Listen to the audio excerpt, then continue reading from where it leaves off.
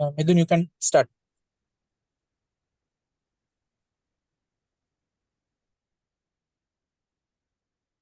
Good evening, all. Am I audible? Yeah, you are audible. Good evening, all.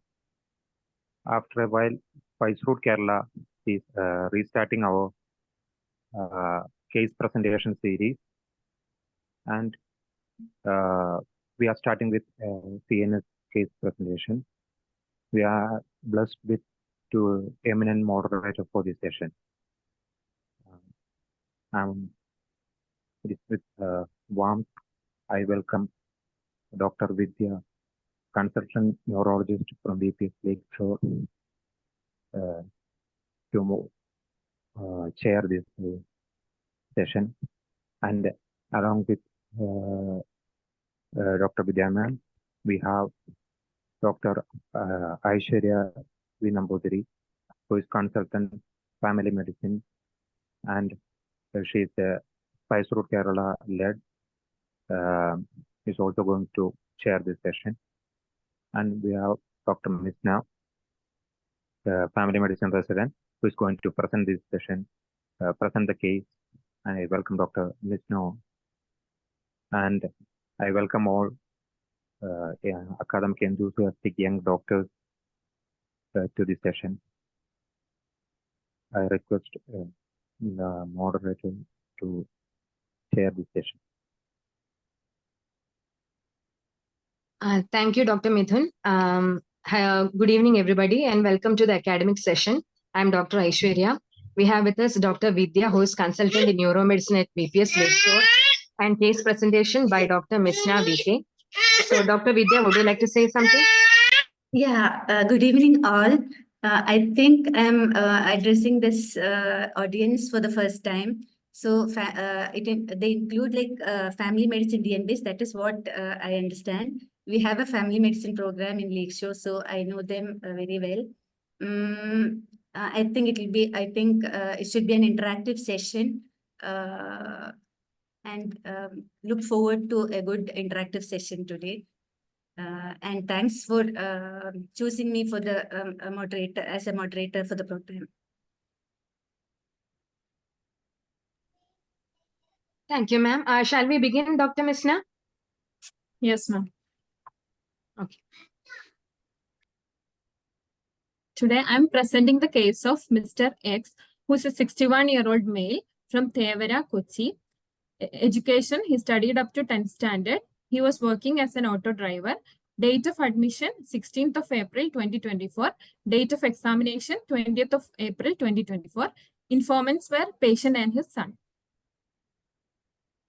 Chief complaints, weakness of right upper limb and lower limb for 4 days, slurring of speech 4 days, and deviation of angle of mouth to left side for 4 days. History of present illness. Mr. X was apparently normal 4 days back until he went to sleep at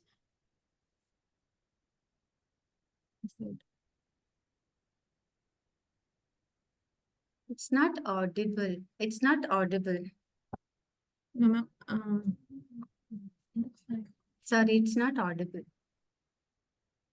Mr. X was apparently normal 4 days back until he went to sleep at 10 p.m. Then he developed heaviness and dragging of right lower limb when he got up from sleep next day at around 5 a.m. He was, however, able to walk on his own, though with slight difficulty. By around 7 a.m., he felt difficulty in raising his right upper limb and difficulty in holding objects in the right hand. His wife noticed deviation of his mouth to left side, and he developed slurring of speech followed by drooling of saliva from right corner of his mouth. There was no difficulty in eye closure. There was no reduction in word output, and he was able to understand and obey all the commands told to him. Then he was taken to hospital.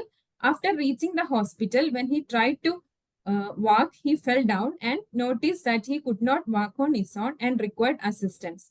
Since then, he was unable to move his right upper limb also. No progression or improvement of disability over past 3 days. No history of numbness, loss or altered sensation. No history of any change in smell sensation, loss of vision, double vision, difficulty in opening of mouth, impaired taste sensation, ringing sound from ears, giddiness, reduced hearing, hoarseness or nasal tone of voice, nasal regurgitation, difficulty in chewing or swallowing, or drooping of shoulder. No history of urinary or fecal incontinence, nausea, vomiting, headache, loss of consciousness, fever, neck pain, abnormal jerky movements, altered sensorium, behavioral abnormality. No history of chest pain, palpitation, weight loss, cough, hemoptysis, head or spinal injury. Past history. History of slurring of speech and facial deviation to left side 1 year back, which lasted for 10 to 15 minutes. He having taken any medical advice for the same. He is diabetic for 10 years. He is on oral hypoglycemic agent and not on regular follow-up.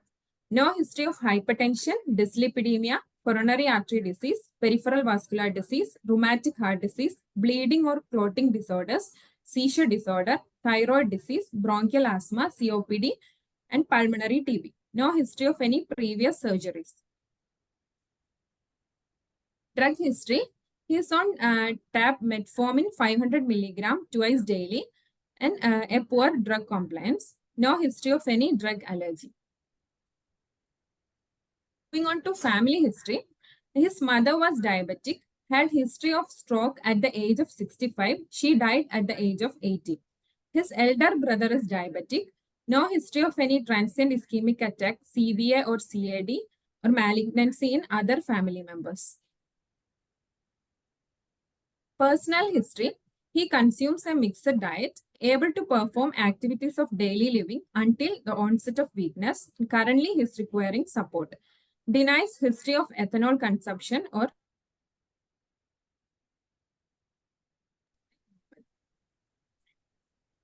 socioeconomic status. He is an auto driver. He is the only earning member in the family. Belongs to lower middle class family according to modified Kuppuswamy scale. So the case summary, 61-year-old male with past history of transient ischemic attack, long-standing history of type 2 diabetes with poor drug compliance and strong family history of vascular comorbidities, now presented with an acute onset neurological illness of 4 days duration, which started as mild weakness of right lower and upper limb, which gradually progressed to right hemiplegia with severe functional disability, and is associated with right UMN facial palsy and dysarthria. No features of raised intracranial tension, involvement of higher mental function, other cranial nerve palsies, brainstem involvement, cerebellum, sensory system, bowel or bladder involvement. Ma'am, shall I proceed? Yeah, it's a good case, very straightforward case, to be frank. And you have presented it very well. The history is very complete, especially the case summary. I liked it very much. From the case summary itself, you can get a, actually it's like that in neurological cases, like around 90% you get from a good history. That's it. After the history, like examination will give you like maybe around 5 to 10% maximum. So with the case summary, what do you think the patient has? So, my provisional diagnosis is an acute ischemic stroke, probably thrombotic, involving the left internal capsule, and dysarthria may be due to facial nerve involvement. Okay, why do you say ischemic stroke? Why do you say it is acute ischemic stroke? This is an elderly patient with a past history of TIA. He is diabetic, and the patient, this case presented as a wake-up stroke. That is when the patient was sleeping, and it gradually progressed to this hemiplegia. Hemiplegia. So that is why you have put it as thrombotic. So what is the usual scenario of a thrombotic stroke? At what time does it happen? Usually, So- thrombotic stroke is seen when the patient is at rest or sleeping in the morning hours. Yeah, yeah, very good. Like it usually happens during night, maybe 4 a.m., 5 a.m. that time. And this also coincides with the same classical scenario. He went to sleep normally and then he got up at 5 o'clock. He was finding it difficult to, some weakness was there, which later on over 2 to 3 hours progressed to dense hemiplegia, almost 0/5 power. So why do you say it's what else can be the any differentials you can think of? Like other stroke, ma'am, like embolic stroke, hemorrhagic stroke. Why do you say it is not embolic? Why do you say it's not hemorrhagic based upon history? Both embolic and hemorrhagic will be more catastrophic than this thrombotic stroke in the initial stage itself. Yeah. But in this case, the patient, the weakness was very minimal in the beginning and then it gradually progressed to this level. Correct. Like embolic strokes usually happens when the patient is active and especially cardioembolism when they have stress, when they have like unduly stressed or they have undue exertion, then you get an acute event that is embolic stroke. And usually they'll be like, sometimes they can have a seizure. Seizure at onset will be more in favor of an embolic stroke. This is typical of a thrombotic stroke, no doubt about it. And then hemorrhagic strokes, usually they'll be like, they'll have severe headache, they'll have, even as you said, it's usually a catastrophic event. Usually we can say the patient was normal till then, he suddenly had severe headache, vomiting, raised ICP signs through a seizure, and then had a severe like altered sensorium and weakness. It will be more like a hemorrhagic stroke. So until now, it's likely to be thrombotic stroke. Then why do you say it's left internal capsule? Since the patient is having weakness over both lower and upper limbs, It's a kind of dense, dense weakness you feel, and then he has dysarthria. facial nerve involvement. Okay. Like sensorium is well preserved. There's no yeah. So dense hemiplegia likely to be due to, you propose it as a left internal capsular stroke. Okay. Okay. If this patient was like around 40 years, what other differential diagnosis you would have kept? He's 60 plus. So actually, acute event means around 4 hours, 6 hours, that range. Unless otherwise proved, it is a traumatic in etiology or it is vascular in etiology. So it is likely to be a vascular event because there's no definite history of trauma, and this is like thrombotic event. If this patient was younger in onset, maybe 40 years or less, what other differential you would have kept in mind? Other prothrombotic conditions. Like apart from vascular. This is like, we So, don't know what happened. In seizure, we can see the paralysis like Todd's palsy. He would have, but Todd's palsy, actually, the patient, even if he had a seizure, there'll be some telltale evidence of a seizure that has happened. Maybe he went to sleep and then during like when he was sleeping, he had a seizure and then postictal, but it will not progress like that. Postictal Todd's palsy will not progress. So it is Todd's palsy is out. What other differential, broad differential will you think about if it was a young patient? Always remember demyelination, you have to think in a younger patient, just like infarct or vasculitis or stroke, you have to consider demyelination, especially in younger patients, not in this patient. Okay. Then what about if he had a tumor in the brain and which bled? Yeah. Again, this progression is unlikely. So for this patient, actually only diagnosis you can make is a thrombotic, a wake-up stroke thrombotic. Okay. Okay. In coming to examination. Yeah. Moving on to general physical examination. Patient is conscious, cooperative, height 171 centimeter with a weight of 80 kg, BMI 27.39 kilogram per meter square. He is well built and nourished. No pallor, icterus, cyanosis, clubbing, lymphadenopathy, pedal or sacral edema. No evidence of xanthomas or any neurocutaneous markers. No thyroid swelling.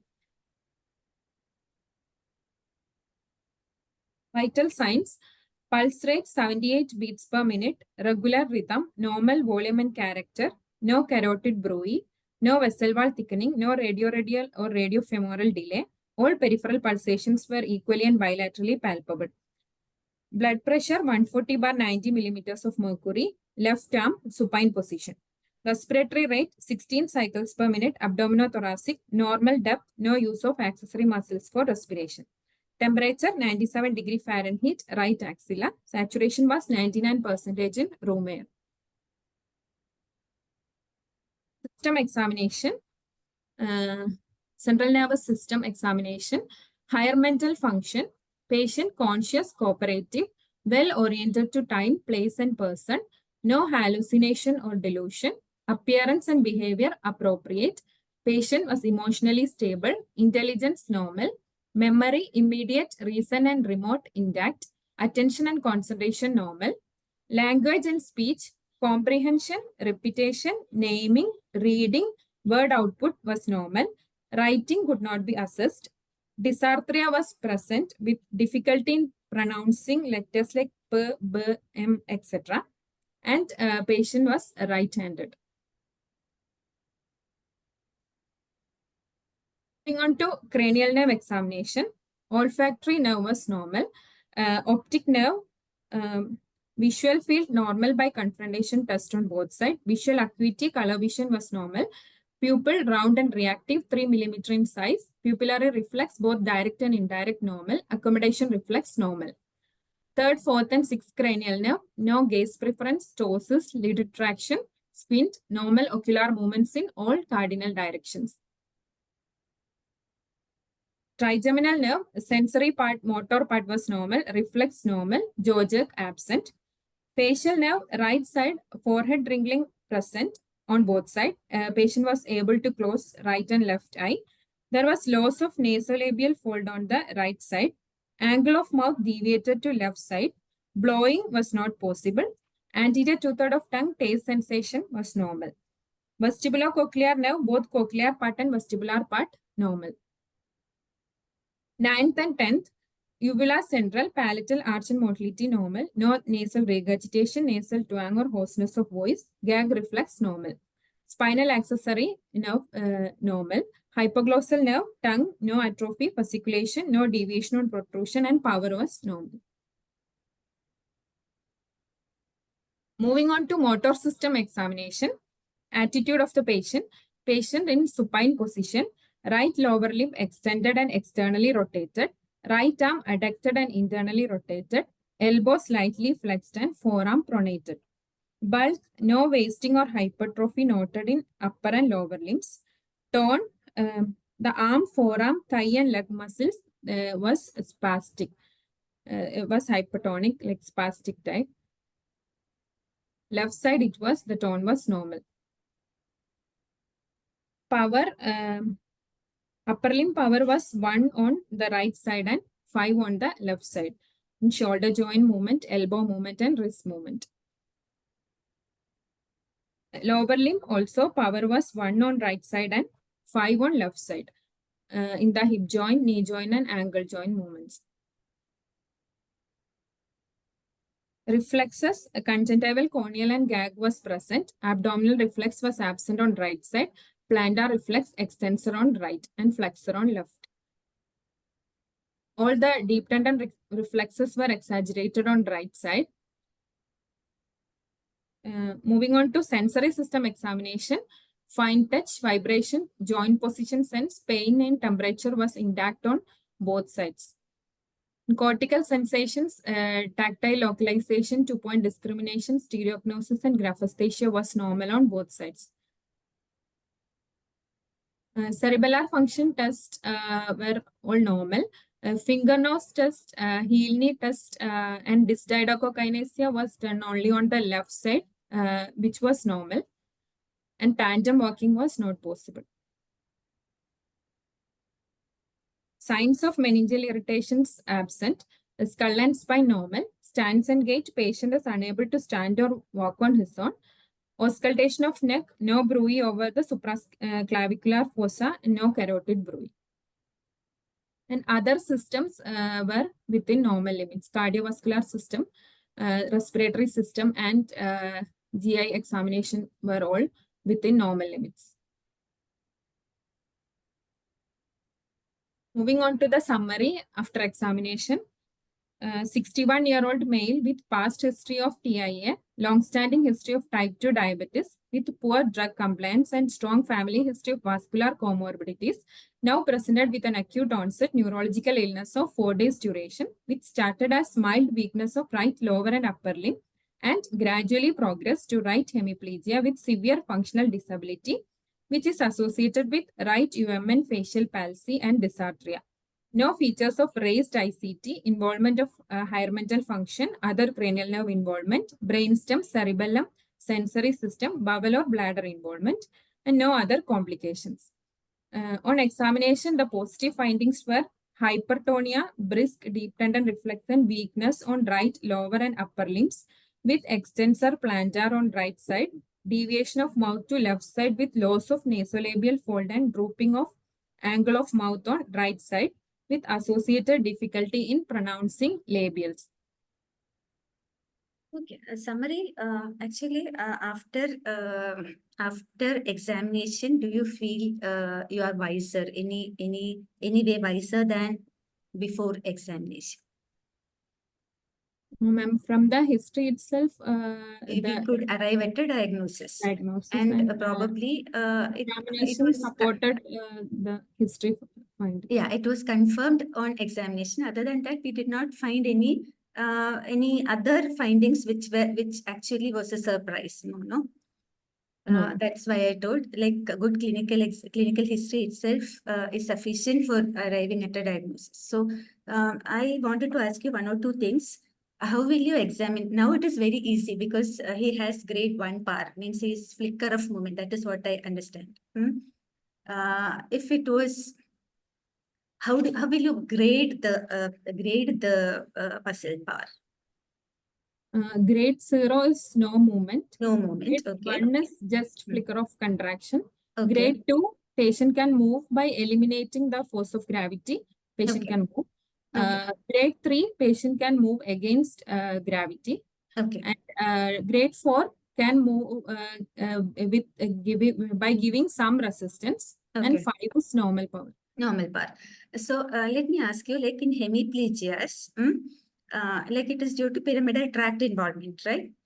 So what are the group of muscles which you get maximum weakness, differential weakness, in which all muscle groups you get maximum weakness? Now it is like anti-gravity muscles will be spared in corticospinal involvement. That is, in the upper limb, flexor muscles will be more spared, and lower limb extensors will be. Okay, so in the in the shoulder joint, between adduction and abduction, which one will be more affected, more weak? Abduction. Abduction will be weak. That you can think of a hemiplegic patient walking, like he'll be having spasticity, no? After some time, not at this point of time, he'll be having spasticity, so that there will be adduction of the shoulder, flexion at the elbow, pronation at the wrist, and fingers will be kept flexed. So these muscle groups will be having maximum spasticity, and the rest of the muscle groups will be more weak. Means shoulder, abduction, elbow, which will be more weak, triceps will be more than biceps. Biceps will be going into spasticity, and weakness will be more on the elbow extensor. Similarly, pronators will go into spasticity, supination will be more weak. Finger flexion will be more powerful than finger extension. and extension of the thumb will also be affected. Got it, no? Similarly, in the lower limbs, between adduction and abduction of the thigh, which will be more affected? Between flexion and Between flexion and extension, flexors will be more effective. yeah, okay. Adduction and abduction. Abductors will be more affected. Abductors will be more weak because the first sign of spasticity is seen in which all muscle groups in hemiplegia?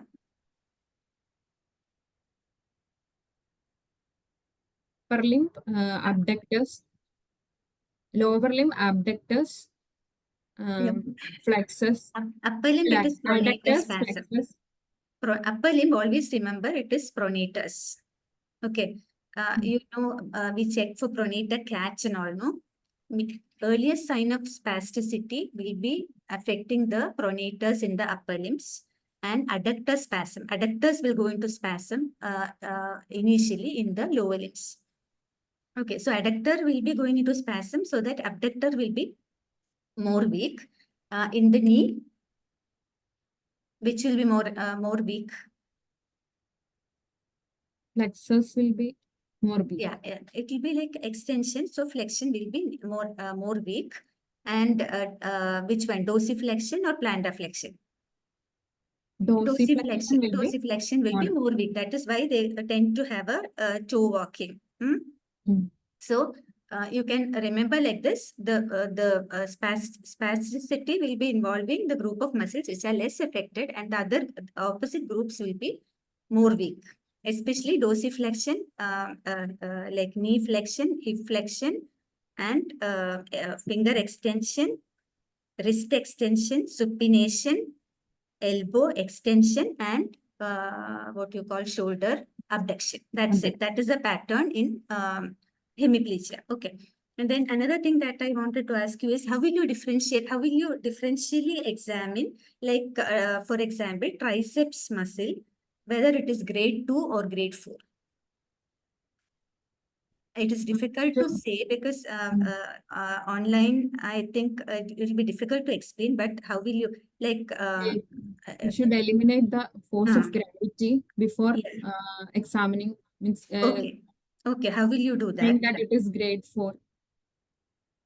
Yeah, actually, grade 3 is against gravity. Grade 2 is actually when gravity is eliminated. So, classical like triceps, when we are testing, it will be just like we are asking him to straighten the arm. But that will be like with the help of the gravity. Okay. So, if you want to eliminate gravity, can you see my, the shoulder joint has to be kept in such a position so that you can move the limb in the horizontal plane, so that gravity doesn't doesn't have any role in that movement. Like this. Got it, no? Similarly, for each groups you can test, you can just examine next time when you see a patient how to differentiate between each muscle group between grade 2 PAR and grade 4 PAR. Okay.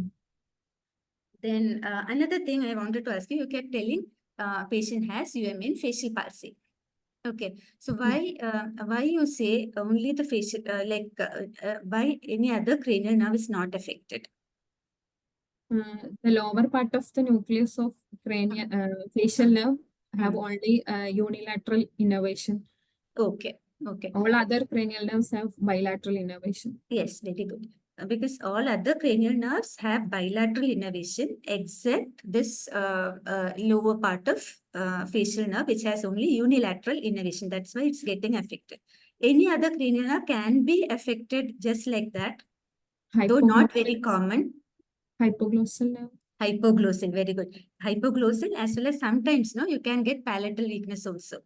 But usually that will be transient. Transient hypoglossal and transient palatal weakness can occur just like you get like UMN facial palsy, but usually not very common, and it can actually be misleading, because when you see a palatal weakness or a tongue weakness, we tend to think it is a brainstem stroke, right? Yes. But it may not be true. After 2 days, they'll improve. Transient weakness can be seen. Okay. So that's it. It's a good case. And coming to diagnosis, so how will you put it?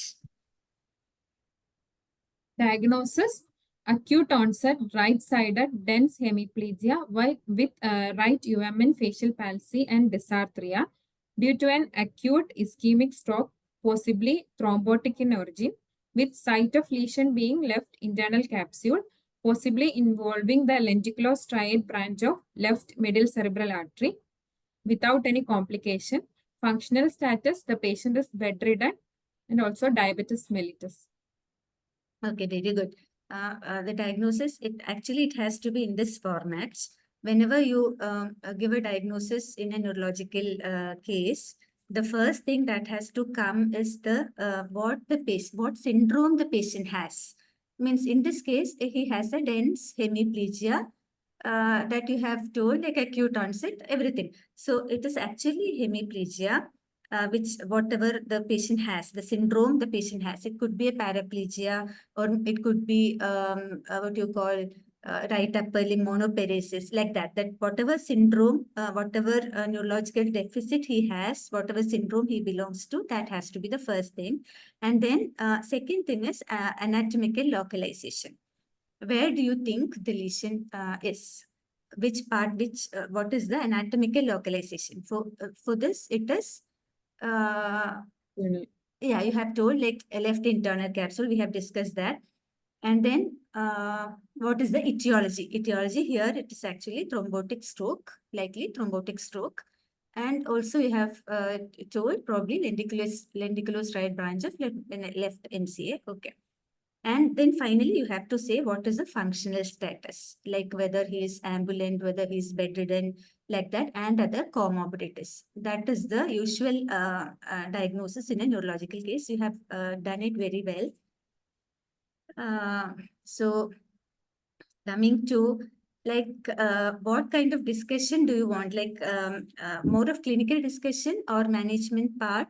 What kind of discussion do you want?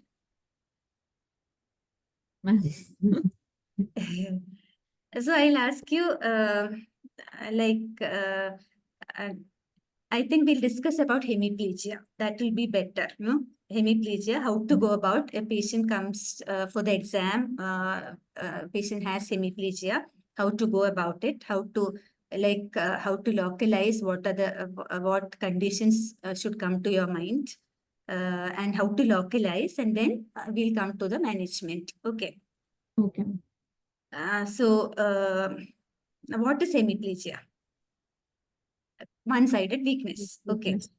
So what is dense hemiplegia? You have told dense hemiplegia. What is dense Same. hemiplegia? Weakness on both upper limb and lower limb will, if it is same, it is dense. Yeah, hemiplegia. almost Power is equal. same. Almost equal Power. involvement in the upper limb and lower limb. Means upper limb is grade 4 power and lower limb is grade 1 power. You can't call it dense hemiplegia. Reverse also. So dense hemiplegia means what is hemiplegia and what is hemiparesis? If the power is 2 or less than 2, it is can be considered as hemiplegia, and more than 2, it is 3 or more, hemiparesis. 3 or more, it is hemiparesis. More than 3 is hemiparesis. Below 3, maybe 1 and 2, you can call it hemiplegia. When do you call it ataxic hemiparesis? When the patient has imbalance along with And before that, when can you assess the cerebellar system, cerebellar functions when the patient has weakness? How much will be the, how much should be the power, minimum power required to assess the cerebellar functions when in the presence of a motor weakness?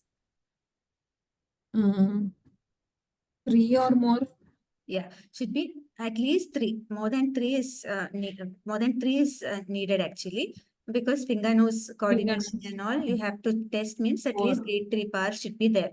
So ataxic hemiparesis means in addition to the weakness, you have finger nose incoordination, or maybe if the patient is able to walk, he has definite tandem ataxia. and he has nystagmus. So cerebellar signs are also there with the hemiplegia, means it is ataxic hemiparesis. So why do you get ataxic hemiparesis? If there is, Like I tell you, pyramidal tract is there. Maybe that slide is there, no? I'll come to it. Like along with that, the cerebellar, like frontopontocerebellar fibers are also there. So it goes along with the pyramidal tract from the frontal cortex to the pons and to the cerebellum. Okay. Opposite cerebellum. Okay, that means you get contralateral cerebellar and contralateral hemiplegia. I'll explain with the help of the diagram when it comes to like localization. So along with usually cerebellar signs you get ipsilaterally. That is what is the normal teaching, no? Cerebellar lesion, you get the cerebellar signs on the same side. yes. But here actually along with the hemiplegia you get on the opposite side. Okay, that is because the frontopontocerebellar fibers are there, which goes along with the pyramidal tract, which gets affected in the supratentorial region, means you get opposite side cerebellar signs along with the pyramidal weakness. That is ataxic hemiparesis. Then what is crossed hemiplegia? Weakness on one side and cranial nerve involvement on other side. It is Cranial nerve involvement on one side and weakness on the other side. That is crossed hemiplegia, which is the localization will go to brainstem. So supratentorial means it is human facial palsy, and this weakness should be on the same side, on the contralateral side. Okay. Then coming to can you put the slide? Can you put the slide? Yeah. So coming to hemiplegia, I'll just brief about the blood supply of the. I don't know whether I'll be able to. Can you see the cursor moving? No. No, ma'am. No. Okay. So you know this picture you have been studying from your first MBBS. So the blood supply of the cortex, the ACA territory, the MCA territory, which forms the majority of the cortex, and then the PCA, which forms the gives blood supply to the occipito temporal area, and the lenticulostriate branches, which gives supply to the internal capsule, the anterior choroidal artery, and then the whole posterior circulation is there to supply the brainstem as well as the temporo-occipital cortex. Here, another thing that I wanted to tell you that, Vishna, can you just scroll the slides, which... Yeah, another thing about internal capsule, we talked about internal capsule in detail. So this also you should know, internal capsule, the pyramidal tract is in the posterior limb. So it has anterior limb, genu, and posterior limb. The blood supply will be, just to refresh your memory. It can be divided into superior part and upper part and lower part. And upper part, it is actually the striate branches. Striate branches, I hope you know, starting from the M1, it goes internally and supplies the internal capsular region. So the upper part is supplied by the lenticulostriate branches, and lower part, here actually the anterior cerebral artery, the recurrent branch. What is that called? Anybody knows that name? Huebner's artery. Huebner's artery supplies here, and then some branches of the direct branches from the internal carotid and posterior communicating arteries supply the genu, and some part is supplied by the anterior choroidal. From this, what do you understand? Actually, internal capsule is not supplied by one artery. Yes. It is supplied by different arteries. So internal capsule, Misna, can you go to the next slide? Yeah, I thought I'll just convey this in very simplest way that is possible. So hemiplegia, it is basically, you can think pyramidal tract is affected. So pyramidal tract means it starts from the frontal cortex. You know that, no? So frontal cortex, it's a huge area, and you know the homunculus. Where is the leg area? Leg area in the cerebral cortex? Medial part of the It is cerebral in the hemisphere. medial part. And then over the convexity comes the leg Face. area. And then at the up to the insular level, it extends. And lower part, near the insula, there is the facial representation with maximum area represented is for Lips. tongue and the lips. Okay. Okay. So Okay. from that, what do you understand? If the cortex is involved, the blood supply to the cortex is affected. If it affects the ACA territory, which area will be maximally affected? Lower limb. Lower limb will be maximally affected. So if you have a patient with hemiplegia, but preferential involvement of lower limb, and one more thing will be there in ACA territory, in fact, what? Urinary bladder. Urinary bladder involvement, because that is also medially located. Okay, so bladder involvement and lower limb, sometimes only lower limb alone can be affected. So lower limb alone can be affected. So just a minute. So leg area will be in the medial aspect, and urinary bladder involvement is also in the medial aspect. So that will be affected. Sometimes upper limb may not be affected at all. So the localization goes to, it can, Yes. sometimes you might feel there have been instances where spinal cord has been imaged, but the lesion was in the cortex. So always think, sometimes unpaired anterior cerebral artery, bilateral involvement can be there, and you can get paraplegia. So that is one cause for cerebral cause for paraplegia. Okay. Hope I am clear. Yes. Yes, okay. And then rest of the cortex, another thing that you have to remember is when it comes to near the insular region, you can get sometimes oral apraxia.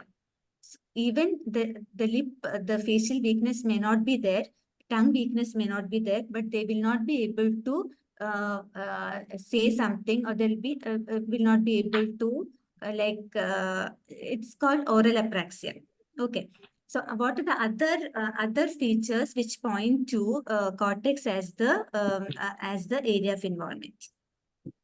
Aphasia.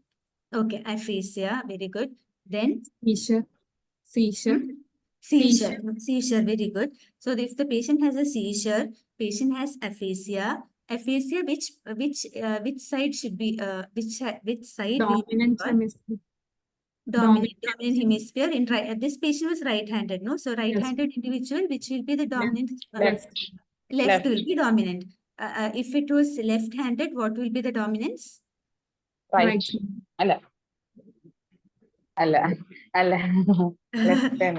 Left-handed also, 80% of the times left itself will be dominant. Okay.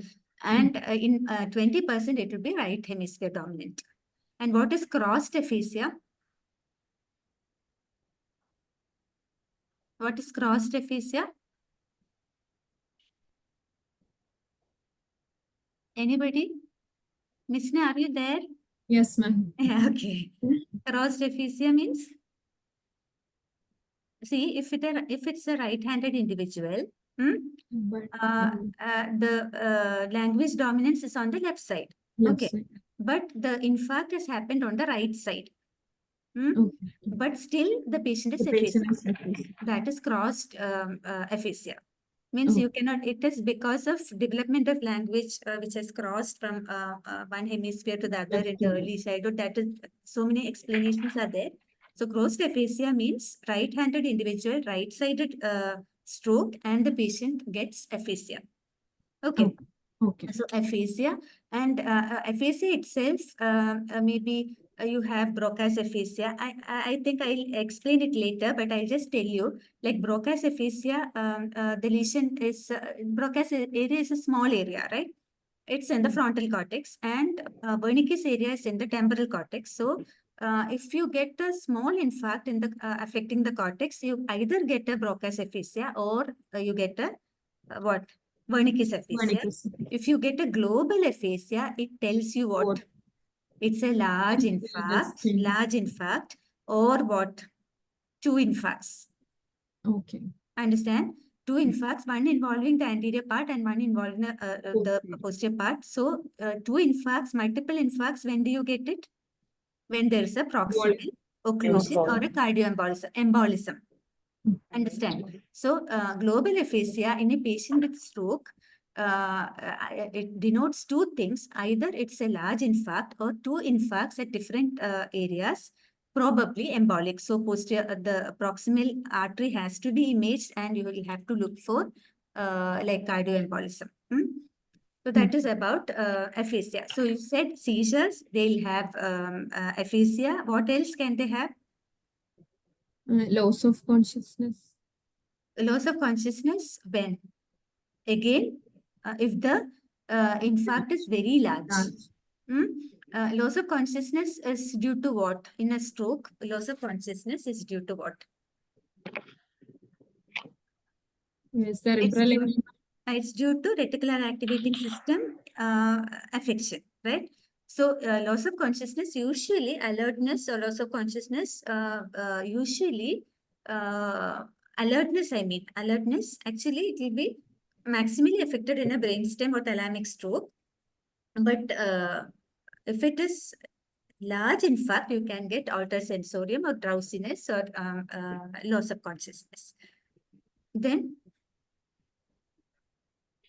any other apraxia? In other words, what are the signs of cortical involvement? Aphasia, apraxia, seizures. Okay. Cortical sensations. Cortical sensations, like you had mentioned everything, like graphesthesia, stereognosis, 2-point discrimination, localization, all that. Means in every patient with hemiplegia, you have to look for stereognosis, graphesthesia, sensory inattention. What is sensory inattention, by the way? How do you check for sensory inattention? What is sensory inattention?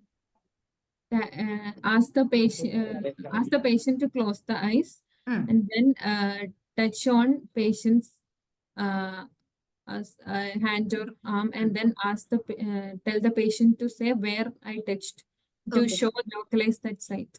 Yeah. Then you have to touch simultaneously. Initially, touch sensation to be checked both sides. Like same side you have to touch, and then you have to touch simultaneously on corresponding points. And then he'll say, yes, you are touching only my right hand. Left hand, you are not touching.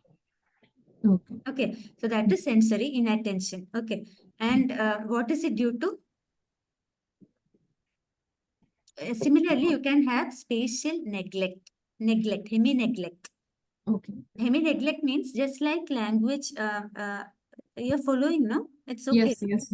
Like just like language, you have one hemisphere dominant for what you call visuospatial orientation. Okay. Usually it is the non-dominant hemisphere, means right hemisphere. So what happens in a right hemispheric infarct, you get left hemiplegia and the patient...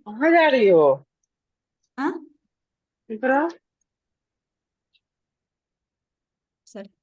Yeah, if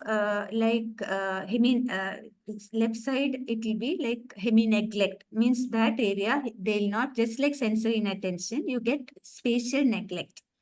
The extreme version of that will be, what is that? Anosognosia. What is anosognosia? Patient is anosognosia? Not aware of.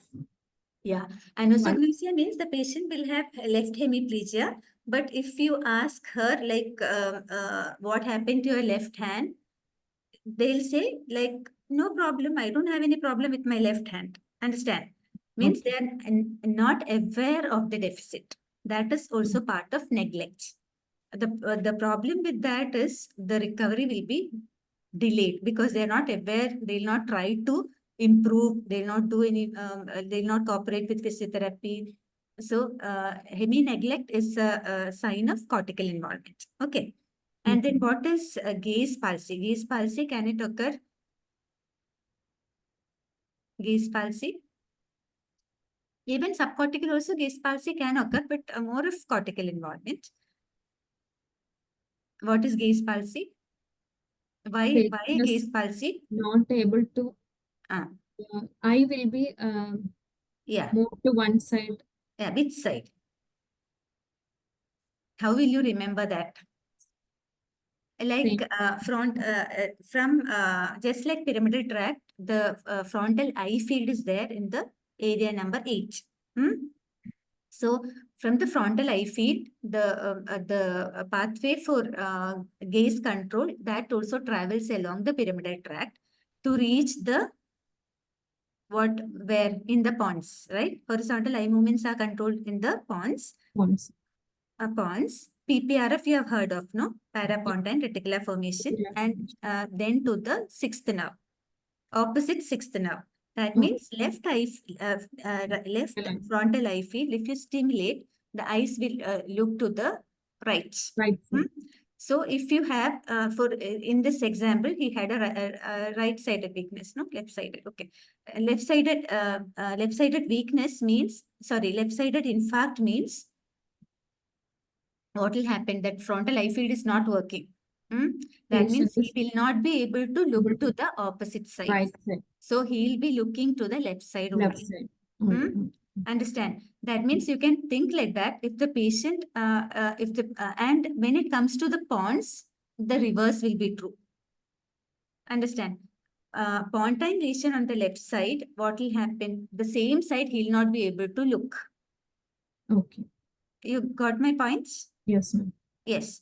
So you can think like this. In the supratentorial cortical lesion, the patient consciously avoids to look at the hemiplegic side. Okay. Got it, no? Means, got it? Yes, ma'am. So if it's a left-sided lesion, left-sided infarct, the patient will be looking to the left side of the body, so that right side he is having weakness, he will not look to the right side also. Okay. But Okay. if when it comes to the pons, the reverse means left-sided Yes. pontine lesion, he will not be able to look to the left side because that PPRF is gone and 6th nerve on the same side is gone. So his eyes will be deviated to the right side and the weakness also will be to the right side. Right side. That is how you differentiate with the help of eye deviation, Yes. whether it is supratentorial and brainstem. Okay. Understand? Yes, ma'am. Yes? Yes, ma'am. Okay. So these are the features of cortical lesion. So cortical lesion, it will not be dense because it is, the fibers are very much spread out, so that you will get cortical, all these signs what I have mentioned, seizures, everything, and then it will be like patchy involvement, not dense involvement. Then comes subcortical. Subcortical means the picture will be just like a patchy involvement without any cortical signs, like aphasia, nothing will be there. Then comes the internal capsule. Till what time is the discussion? Ma'am, 8:30. 8:30. Okay. So next comes internal capsule. You tell me when to stop, I'll stop. Okay. So Okay, internal no problem. capsule. No problem, ma'am. You continue. Okay. So internal capsule, I told you, it's a very a small structure through which the whole pyramidal tract goes. So it will be dense weakness. And I told you different arteries supply different parts of the internal capsule, so that sometimes you get only motor weakness, sometimes you get only sensory involvement, sometimes you get hemianopia. But everything put together, if it is to be there, it has to be usually a hemorrhage into an infarct or something like that.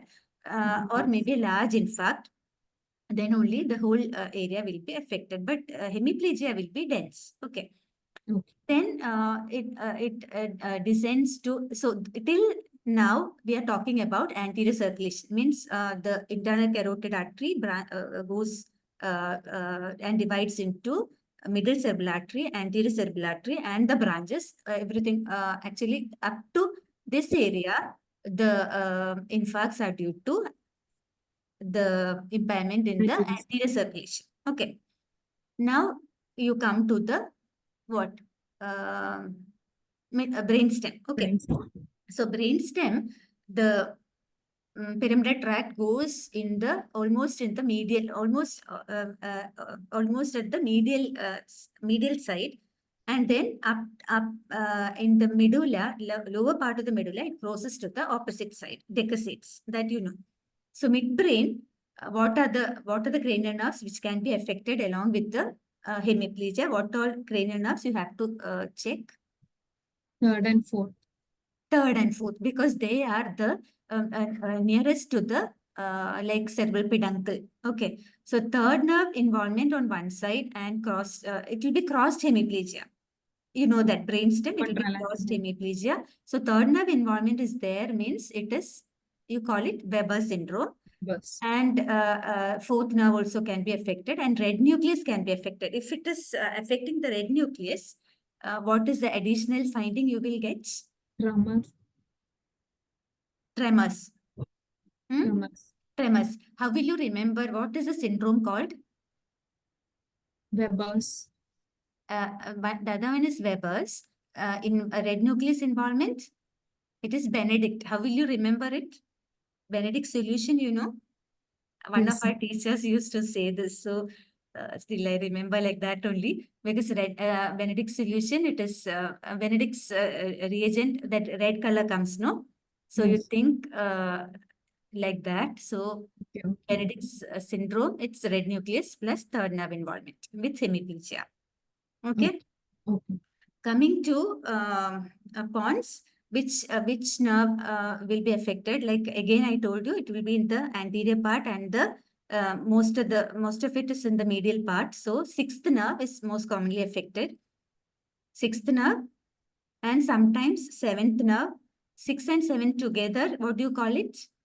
Millard-Gubler syndrome. Millard-Gubler. Okay, Millard-Gubler. And 6th and 7th and PPRF, what will you call it? Means gaze palsy also will be there. Foville syndrome. Okay, it's given names, that's all, but you have to think crossed hemiplegia is in the brainstem, and it is supplied by posterior circulation. Posterior circulation means vertebrobasilar system. Then comes medulla. Medulla, what syndrome you call it? Medial medullary syndrome and lateral medullary syndrome. Lateral medullary syndrome is not hemiplegia. That is one thing that you should always remember. Lateral medullary syndrome is will not have motor Weakness. actually, which all structures come there apart from the pyramidal tracts. Medial longitudinal fasciculus is there, and then posterior column is there, and 12th nerve is there. 12th nerve is there. Here, seventh nerve will be affected or not in medulla. In medulla, 7th nerve will not be affected because 7th nerve has already gone at the level of pons. Pons. Okay, so in medulla, actually 2 things you have to think. Medulla, 7th nerve palsy will not be there when you examine the patient. So we will think it is a cervical myelopathy. But what finding will be there? There will be 12th nerve palsy. You should always check whether if you find only right upper limb and lower limb involvements, acute onset, you have to check for 12th nerve palsy. And what else? Posterior column. Okay, posterior column sensations, because sometimes you can just miss that 12th nerve and we'll think it is cervical myelopathy, some CV junction anomaly and all that. But it will be a medullary, in fact, medial medullary syndrome. Okay, what other name for medial medullary syndrome is? Wallenberg. Jarine syndrome. This Jarine D, I think is I silent. believe Jarine syndrome. Okay. So medial medullary syndrome, and usually it is due to that anterior spinal artery occlusion. So that after that it becomes the, and here another thing is that you have to remember is cruciate hemiplegia. What is cruciate hemiplegia? One side upper limb and other side lower limb affected. Means one part of the, some part of the fibers intended for upper limb, and already crossing has partially happened, so that it becomes the lesion there will affect one side upper limb and the other side lower limb. That is called cruciate hemiplegia at the level of upper part of cervical cord to lower part of medulla. Okay. Okay. So up till here, I think it is clear, no? Like Yes. cortex, what all to expect in subcortical level, what all to expect in internal capsular lesion. If it is, if there are signs of crossed hemiplegia, what to look for, where will be the localization. And the important thing is MCA versus ACA, leg involvement. Always check for leg involvement, and sensory impairment in the lower limbs also can be there. And one more thing, MCA versus ICA, how will you differentiate? In ICA, there will be ophthalmic artery involvement. Yeah, ophthalmic artery is given at the level of ICA, and then only divides into MCA and ACA. Okay. So ipsilateral ophthalmic artery involvement means the same side of the lesion there will be visual impairment, and then you get contralateral hemiplegia.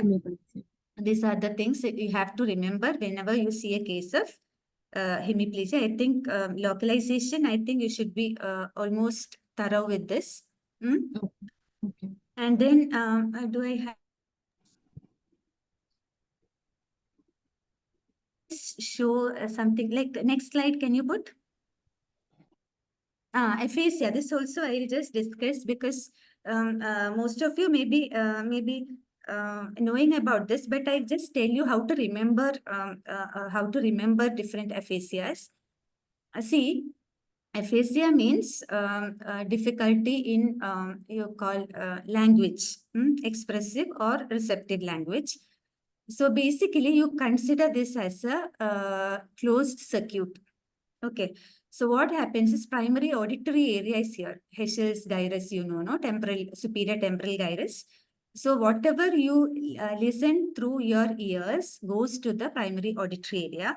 From there, actually, there are secondary association areas from the primary auditory area. And then it goes to the input is to the Wernicke's area. Okay, Wernicke's area is in the posterior, upper posterior temporal gyrus.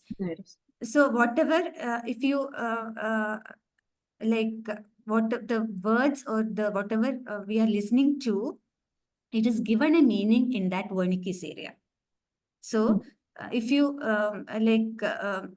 if you say pen, you hear that word pen, but when it comes to the Wernicke's area, it will be like multimodal connections are there at the Wernicke's. Everywhere it's multimodal.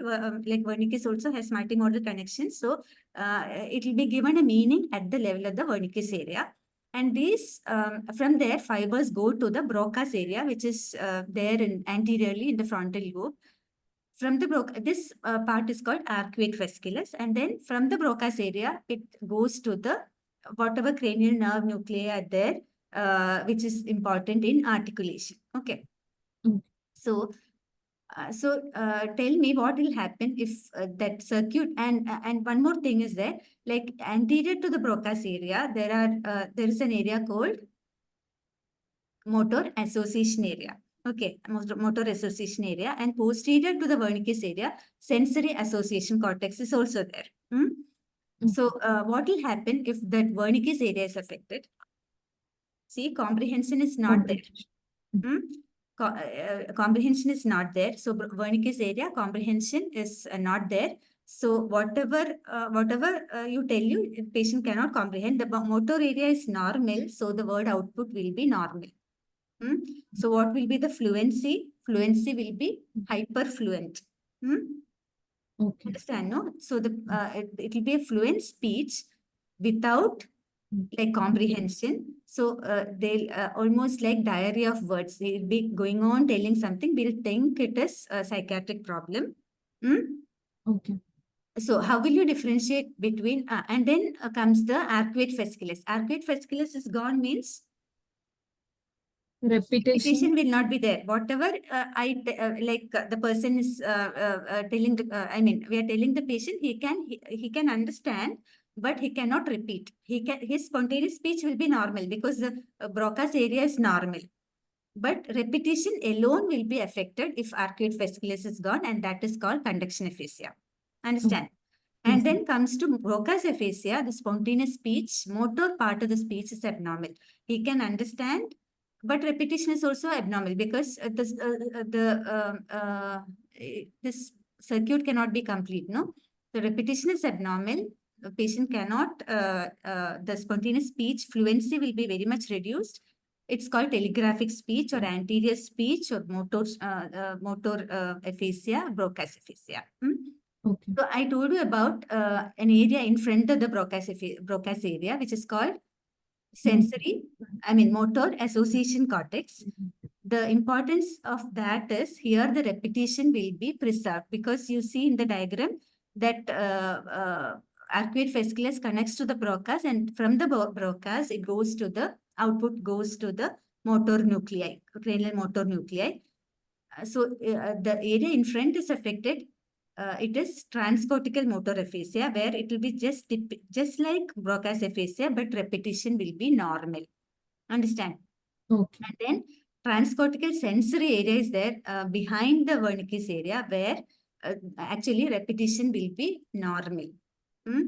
Why this transcortical motor and sensory? It is a watershed zone, anterior watershed zone and posterior watershed zone. So when you have a cardiogenic shock or whatever, like hypotension, or whenever the blood supply is globally reduced, watershed areas will be affected maximum, so that the patient can hear and he can say only whatever he hears. So what is that?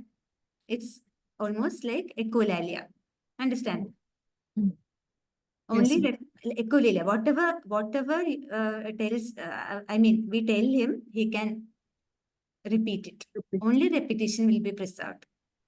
Okay. Here and here, like transcortical area plus transcortical motor area and sensory area simultaneously involved because of hypotensive episode. Understand? So you know about Broca's aphasia, conduction aphasia, arcuate fasciculus is gone, Wernicke's aphasia, transcortical motor, transcortical sensory, and global aphasia, where the whole area is involved.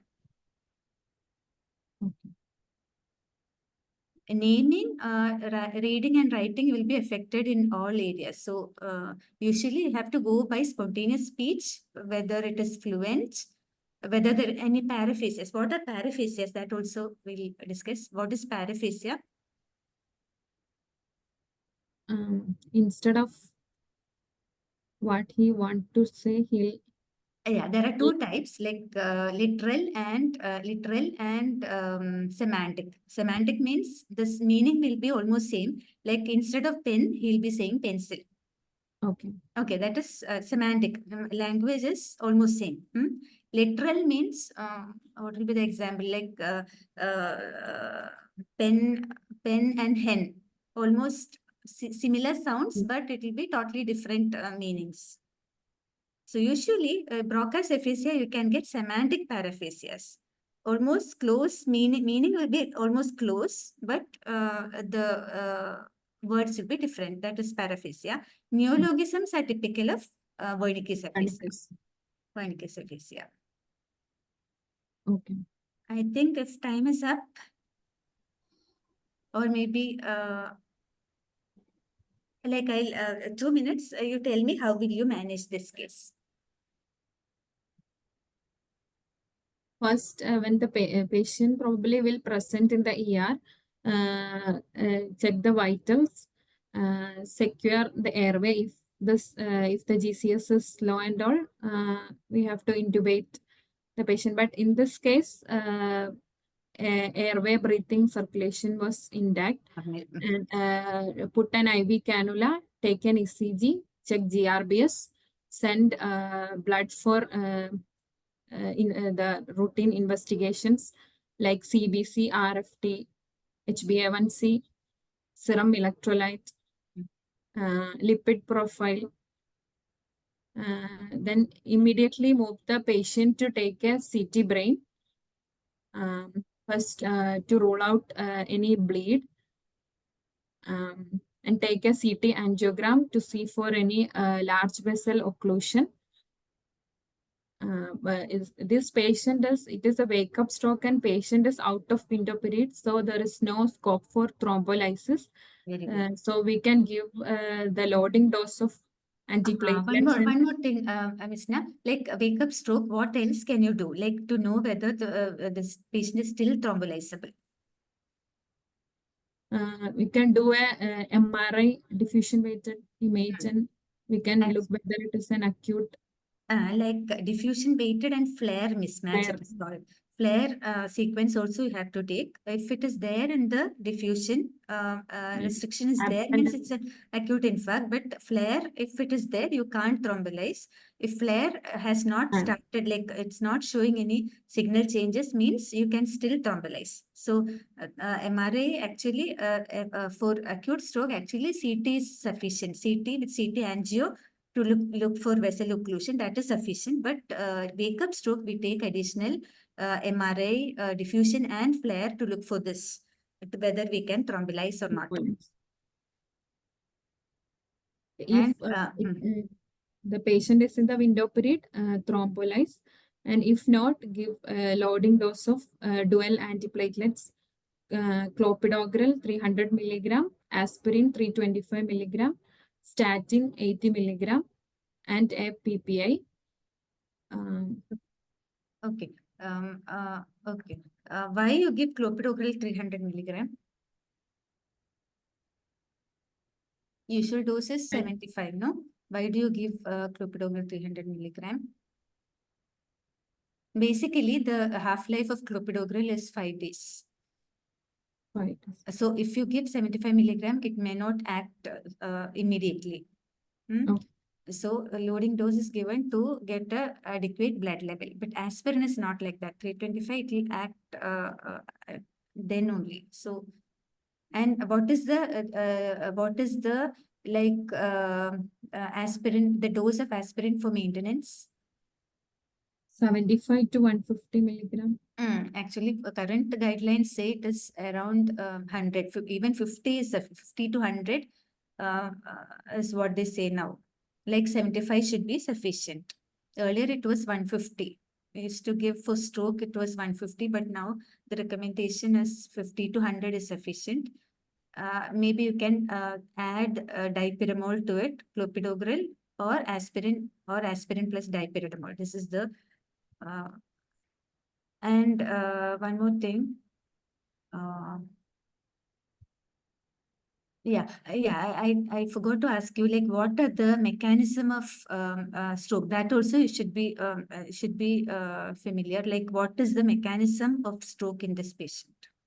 After investigation, you should know whether it is large vessel occlusion, whether it is small vessel disease, or whether it is intracranial atherosclerosis, or it is cardioembolic.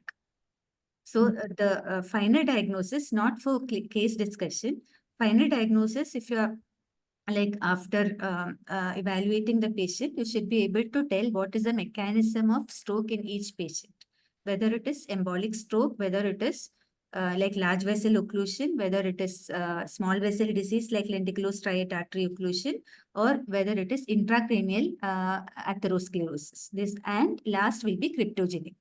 These are the mechanisms of stroke. I forgot to ask you earlier. Okay. So, and this patient actually came out of window period. He was not thrombolized. What about mechanical thrombectomy? If it is large vessel occlusion, we can give an option of mechanical thrombectomy in this patient. No, within up to 24 hours, you can give the option of mechanical thrombectomy, provided it's a large vessel is occluded. Okay. How long will you continue? That also, I think you have to be familiar. Like, how long will you continue double antiplatelets? If there is a large vessel involvement with more than 70% of stenosis, then dual antiplatelets have to be given for 3 months and then change to a single antiplatelet. Maximum, actually, maximum current guideline is 3 months. some say like, especially large vessel occlusion, if it is stenting has been done, it has to be little more, up to 6 months to 1 year you give after stenting. But patient has not been taken for stenting, means large vessel occlusion, it has to be like 3 months. And if it's a small vessel disease or any other cause of stroke, actually up to 3 weeks is what they say, like double antiplatelets followed by single antiplatelets, because the single antiplatelets, if you like double antiplatelets, can increase the hemorrhage risk. So long-term use of double antiplatelets not recommended now. Initially up to 3 months in large vessel occlusion, or maybe up to 3 weeks in some other cases. Anything else? Any doubts?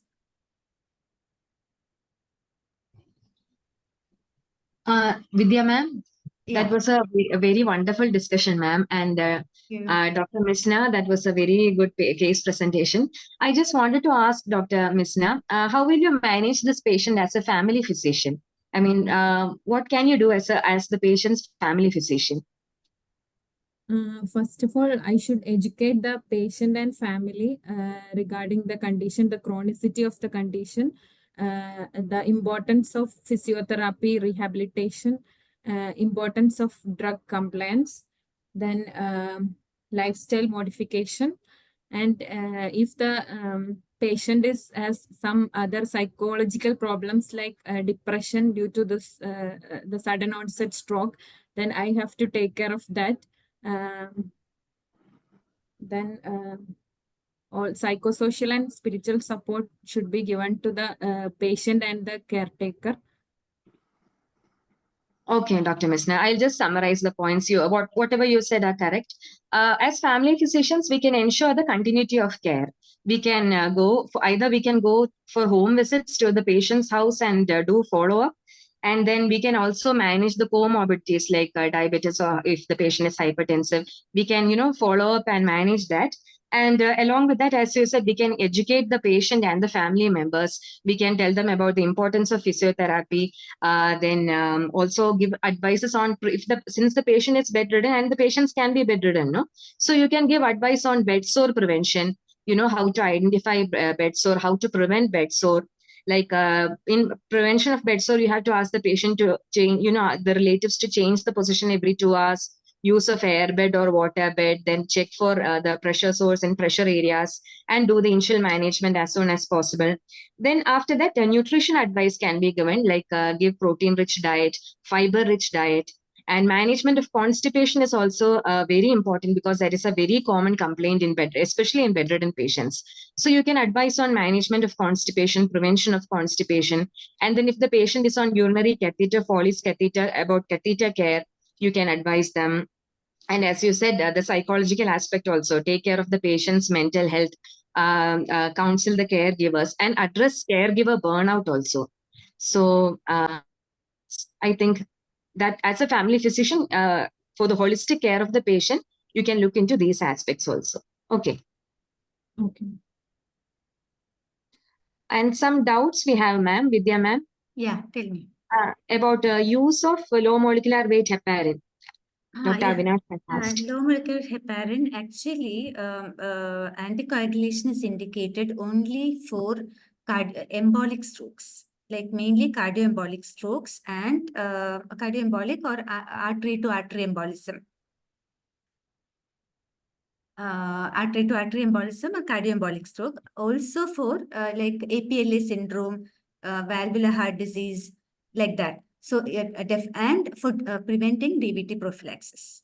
These are the definite indications for using low molecular heparin. But when the patient comes to you, like a patient may be having he's in the process of like evolving stroke. A patient actually deteriorated. This patient also deteriorated over time.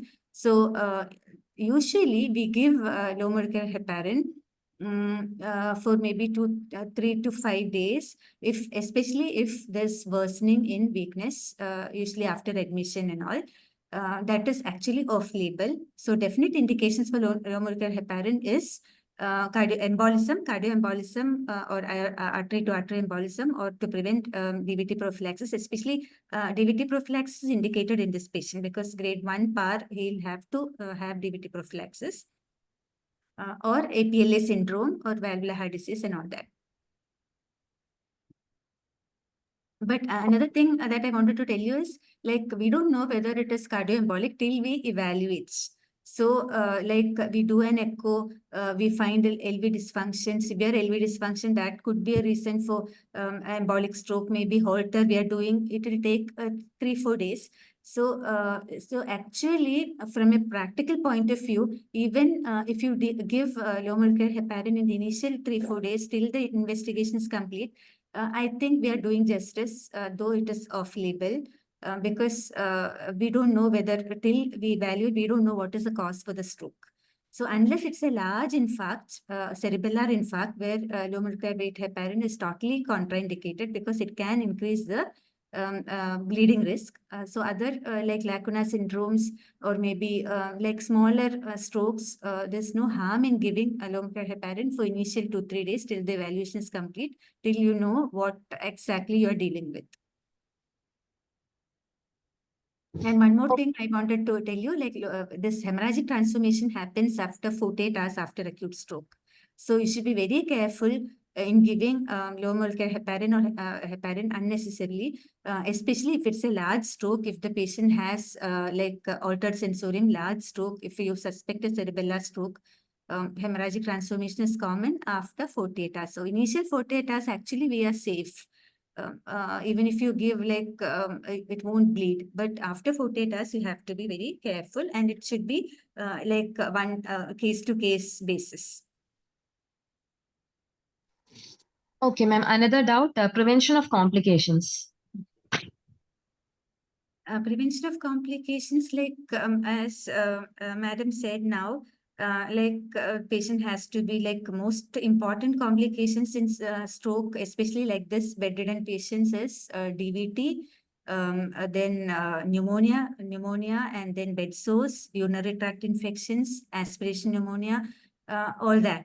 So definitely good physiotherapy, good nursing care, change of position, using alpha bed, like DVT pumps, DVT stockings, especially if low molecular heparin is contraindicated because of large infarct and all. This is very important, like apart from mainly good nursing care, that is what is needed. And good physiotherapy from day one, actually. Okay, ma'am. And the doctor has asked whether the loading dose in MI and ischemic stroke are same. Loading dose of what? Antiplatelets. Antiplatelets. Actually, double antiplatelets, when you give, we give 325 milligram of aspirin and 300 milligram. I told you the rationale, because it takes long time to achieve the blood level. So in MI, actually, I don't know the guidelines now. Maybe the same. I don't know. Okay, ma'am, that we can refer. Okay. And thank you so much, ma'am. That was a wonderful session. Shall we conclude? Yeah, definitely. Okay. Thank you so Okay. much for actually doing almost like it's going to be 2055. So thank you for your patient listening. Hope it was at least some use to you. Then my day is done. Yes, Thank ma'am. Definitely it was useful. So I invite Dr. Suchitra to give the vote of thanks. Hi, Dr. good evening, everyone. Am I audible, ma'am? Yes, Suchitra. Good evening, everyone. As we come to the close of this enlightening session, it's my privilege to extend a vote of thanks on behalf of Spice Road Kerala chapter to all who have contributed to the success of today's presentation. Firstly, definitely, I would like to express our deepest gratitude to the moderator of today's session, Dr. Vidya, ma'am. Ma'am, it was really a wonderful session, and we are very much thankful for sharing these valuable insights and knowledge about the topic. And I would also like to thank Dr. Aishwarya V. Namboothiri for also sharing her perspective as a family physician regarding this topic. And I would like to thank Dr. Mishna for this great initiative and wonderful presentation. Actually, your attention to detail and dedication are truly commendable, and our appreciation extends to all the participants who joined us today. And your active engagement and thoughtful questions truly added depth to this discussion and really helped us in gain a more comprehensive understanding to the subject matter. Thank you once again, and we wish you all a great day ahead. Thank you. Thank you.